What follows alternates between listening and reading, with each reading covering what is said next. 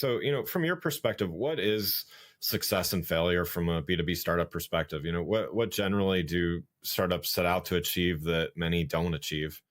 Well, actually, that's an interesting thing, right? If you don't define success, how are you going to get there? I Right. remember having a career advisor saying, "What do you want to do?" And I said, "Well, I don't know." Then how do you know? So it's a bit like that, and it's really in the eye of the founder and founders and the investors, right? What do they see as success? And to be honest, it can vary wildly, should I say?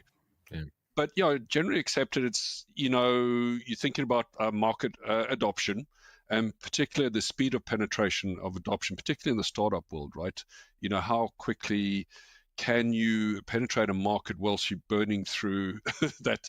Right. You're generally running at a kind of a loss, right? So you got to penetrate a market quickly so that you can find a route to profitability pretty quickly for the investors before that investor money kind of burns out. And so that's a top of mind, and obviously revenue growth comes with that, right? And being able to do that, and those two really point towards a viable, profitable roadmap. So if you're an external person kind of thinking of investing in a company, for the next round of funding or for that acquisition or that float, do you have a viable, that's super successful. And then there's kind of secondary, or I would call secondary things like innovation. Yeah.